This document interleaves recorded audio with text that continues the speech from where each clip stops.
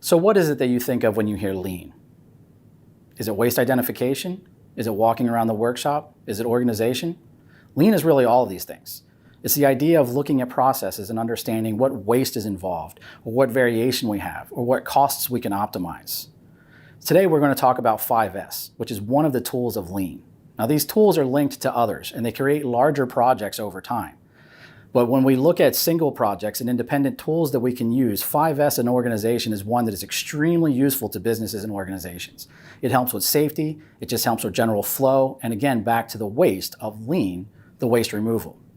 So we have a lot of tools that can connect to make projects. Some of those are waste identification, some of those are cost optimization, or what we call Gemba walks. It's called go to the work. It's where we go and see what's happening and how we're doing today with these tasks. These are related to 5S, but we'll talk about those more in another video. Today we're going to focus primarily on 5S. So our 5S's are sort, set in order, shine, standardize, and sustain. Now most of these we're very familiar with, and sometimes when we think organization we may think of going to the office, straightening up our desk, or maybe walking onto the floor and reorganizing a toolbox. But it's really so much more when you're applying the standardization and the systematic use of lean tools in 5S. So let's start off with sort. When we're discussing sort, we're talking about identifying what's in our workspace and moving it out of the workspace. But in order to get started, we really need to have the entire team's buy-in. You have to assemble the squad. Bring everybody into our workspace and look at what we're going to rearrange or organize. And we start off with discussions and understanding the parameters of the items that we're looking at. Are we going to throw this away, or are we just going to move this into storage? If we are going to throw it away, is there somewhere that we need to turn it into to regain credits or some kind of fiscal gains to the organization? And we also need to identify that just because one person may not use it, it doesn't mean another team member does. So we have to also remember when we're identifying, we're thinking of everybody and not just us as we work together as a team in our process. So we're going to clarify those steps on what can be used and what can't be used. And we're going to have what's called the red tag system. So our tags are really, exactly as they sound, a shoe tag. And on the shoe tag, we put some information. This is the item. This is what the item's evaluation is. This is the disposal requirement of these items. And then we have our tags, and we as a team can either move around from piece to piece to piece and have a discussion about it, or it can be like an Easter egg hunt. And we just let everybody go look, and then we all come back together to discuss them at the end when we create an inventory list of what we put tags on. Now the important part about sort, we don't want to move things in the beginning. We want to wait until we tag everything, until we've identified that. Because if we move something, we may throw somebody else off. It's just like me. My desk has papers everywhere. If somebody moves a paper to organize it, I inevitably will never find it. So we just want to tag things to identify and then come back and discuss as a team. So we move through, we put the tag on the thing we may not need, we move to another item and determine what we may not need, but we leave it in place. At the end of sort, we come back and we inventory the items that we've tagged. So we have a general idea of what are the costs of things that we may get rid of, how many do we need to move to a disposal point, how many do we need to move to maybe a relocation area to turn it back in if they're batteries and we have core charges that need to go away, or it's a machine that could be resold for, again, profit optimization to the organization, we can move them to this space. But we come back and we discuss, does everybody on the team agree, or am I disrupting somebody else's process? So at the end of sort, again, we have a list of things that we're either going to move or remove, and we know generally what the cost is, and we have an agreement. Everything in lean is about teamwork. It's not individuals. We have to work as teams. That's how businesses work. So once we're done with sort, now we're going to move into set and order. And it's very much like it sounds. When we're discussing set and order, we're going to move whatever is left in our space. Now that we have actioned all of those items in sort, we're going to move the things that are left in our space to create a better flow and feng shui for those of us that are in there. So if you think about it, when you're in an organization, you may put stuff down and have it in a certain area. Like this bottle, for example, will sit right here. We'll just come back to that in a minute. So when we discuss set and order, it's more than just, I want to move this to the left or I'm trying to create more space. Again, we go back to the conference room with our team. Everything is with our team. And we start off with process mapping and we look at some whiteboarding exercises. And with our team, we discuss what makes sense to move around the building. Can this machine go over here? Would it make more sense to go over here from a flow perspective on how we manufacture what we're making, or just a service and how we clean what we're doing? Those questions can be answered by the team collectively because we all help each other. So we discuss what can be moved. We also look at if a machine is moved, can it be there? Is there enough power? Is there enough ventilation? Is there enough light? There's a lot of questions that feed into a piece of equipment moving. So we have to work through that before we just go reorganizing the work area. If we go in and we just move things without identifying them first, we're really creating waste, which is not, the goal of lean. We're trying to remove waste. So it's kind of MVPs, if you will, minimal viable processing of moving things around. For example, there's a methodology called Lego Serious Play. We could use this to rearrange our workspace. You could create a Lego diagram of what it looks like now, and then reorganize those Legos as to what it could look like after you've moved through the set in order. And it gives you a general idea of how this could move. Could help the team visualize and understand their space. So we're going to move this bottle just a little bit over to the left for now. So while we're talking about sort, as we move through our process of identifying what moves where, we'll have to go back into our workspace and decide where these things go. At this point, we should have removed all of the waste and we should have identified some really major safety concerns if we found them. But we can go back to reorganizing our area. So if I asked you to put this bottle back exactly where I had it, with a high degree of certainty that it had not moved at all, could you do it? If I move this bottle back, it may be close. But would you put money on the fact that it was exactly where it was within a millimeter? Probably not. I would not put my own money on that. I don't trust myself that much. But we'll talk about how to fix that later. So as we move everything around in sort, as it relates to the process that we identified either with our Legos or our drawings or our crowns or our visual processes that we used, we're now able to see our workspace in a new light. We've removed all of the waste and we now have this in a flow that makes sense to the team. Again, that could be from the manufacturing process, it just could be from an inventorying perspective, or maybe just a servicing that we do in an area. As long as the team agrees that this makes the most sense for their daily use, then we can agree that set in order is ready to close. So after set in order, now we have to shine. And you may be asking, why would we shine? We just put everything where it belongs. We did, but we also need to make sure of some other safety concerns that are there. So shine is about making sure that areas are rearranged, but also very clean. Again, do we have enough lighting to shine on the areas that we need? Have we covered up cords that are on the ground that could create tripping hazards? If we're moving things out of the way, have we left jagged edges open? Shine is a very simple one that brings the team back to the center just to make sure that we've kind of closed the loop on making sure that our new area is best set for us to use.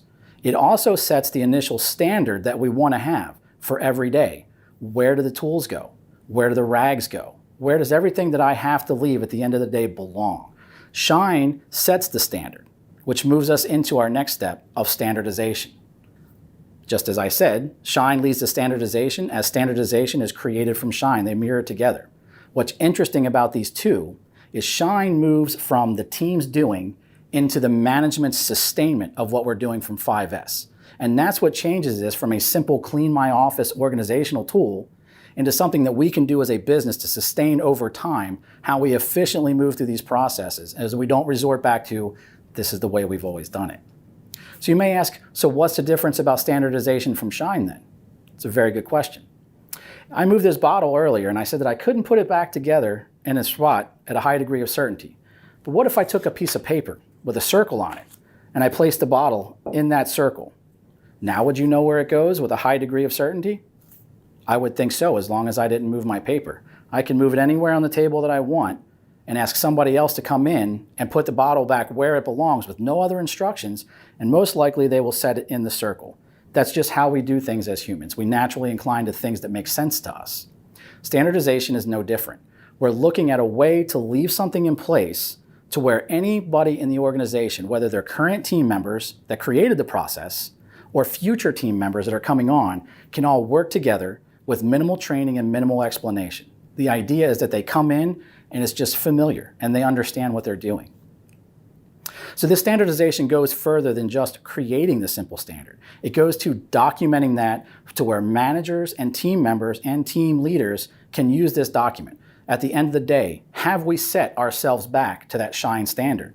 When we come in the morning, have we opened up the office or have we opened up the floor the way that it needs to be in order to be set up for our day? If we have toolboxes, are they unlocked and ready to use? One of the areas that we lose a lot of time in businesses is setup, changeover, and reduction. Again, that's another block for another day, but we can minimize and reduce these daily operations, again, by standardization. If everybody knows their responsibilities to open up the building or close out for the day, to have a good starting and stopping point, there's no question of where we're going to put our tools. There's no question of where we put our supplies. It's standardized for us. We have a checklist. Somebody signs off on this checklist so that we can also have responsibility if something was missed. This checklist is not a way to play gotcha to somebody that didn't do it. More so along the lines that we are aware that everybody's responsibilities cover the entire spectrum of what we need to do for the organization. Because at the end of the day, the organization is what we're supporting. That's where our team aspect comes in. So we have one more area as well. When we're done with our standardization and we're comfortable from a team leader perspective or a manager's perspective, that we've standardized this process and we can put it back together whenever we need, no matter how we change it, we move into the very last category, which is our sustain. Now again, you may ask, well, what's the difference between sustain and standardization? Well, there are subtle differences. If our standardization is for our managers on the floor, our team leaders on the floor, and our team users on a daily basis, our sustain is for our leadership or our management that we may not see on a daily basis. We may be able to standardize daily, but how do we know next month if we've maintained that standard every day? How does our leadership know whether we've continued to achieve or exceed the standard that we created for ourselves? Sustain is about creating an audit that upper levels can use as well. And that's where that term Gemba walk comes in that I mentioned earlier. Gemba is go to the work. It's where the leadership comes with the management and they walk the floor. How do things look today? How is our production going? Are we creating the right services? Have we maintained what we did? Show me your service records or your standardization records over time. Have there been any days where you may have missed or exceeded these? And this goes both ways. If we've slipped below our standards, it gives the leadership the ability to ask what happened. Not because they want to punish somebody. That's not what we're looking for. What we're really asking is, did something shift to where we may need to relive this 5S event to change a process again? Because everything changes on a daily basis. We constantly change how we do business. So we may be asking the question, what can we do to help you to change the process to ensure that the standardization continues to meet the levels that we're looking for? Because that's what we're really trying to do. So we want to make sure that we understand sustainment is about evolving if we need to. And then on the other end, we could be exceeding that daily standard. And we could also have team members that are just really knocking it out of the park with the standardization. We want to be able to recognize that. Our employees need to be rewarded for the things that they do. That sustainment that the leadership does the Gemba walk with and comes and sees how you're doing standardization over time could also highlight new changes. Maybe a change in that standard that has taken us even further down the efficiency line. Well, we want to reward that person, publicly acknowledge that their minds are here for the team and not just the day-to-day task that they're doing. So sustainment really brings all of this together. So if we take this all the way back to the beginning, we started with a messy room, right? Or maybe a messy desk, maybe a messy office. And we started with our sort, where we just identified. And then we brought it into set and order, where we've moved things out of the way, and now we've rearranged to the best possible flow that we can find from the team's perspective. And then we've shined our area. We have enough light. We've addressed our safety concerns. As a team, we are comfortable with the standard we have created. And now we've given standardization to our management to make sure that they can check on what we're doing. And we've closed it out with sustain to tell the organization, this is who we are and how we will do business. And this is efficient. But we're open to change if we need. So that's our 5S of organization. It brings us all the way through this particular process. And we use that again when we have a waste identification that we need to remove, or if we want to identify other wastes in our area. And it also brings that tool of Gemba into what we're doing. Now I remind you, 5S is only one tool of Lean, but it is a powerful tool that helps us set up our workspace and make sure that everybody has a comfortable environment to work with, and more importantly, they have buy-in to the area that they work in. Nothing is harder than coming into somebody else's house or somebody else's building and doing things their way. 5S gives the team a voice. Their ability to come in and say, I own this space with my team members, and this is how we're going to make the organization successful. And that's what we're really looking for. So if you enjoyed what you saw today, 5S, organization, and other Lean tools, reach out to KPEDD or Alaska MEP. They provide a myriad of tools that can help businesses throughout the great state of Alaska. So thanks for joining us today. We hope to see you watching future videos where we can help you lean your processes.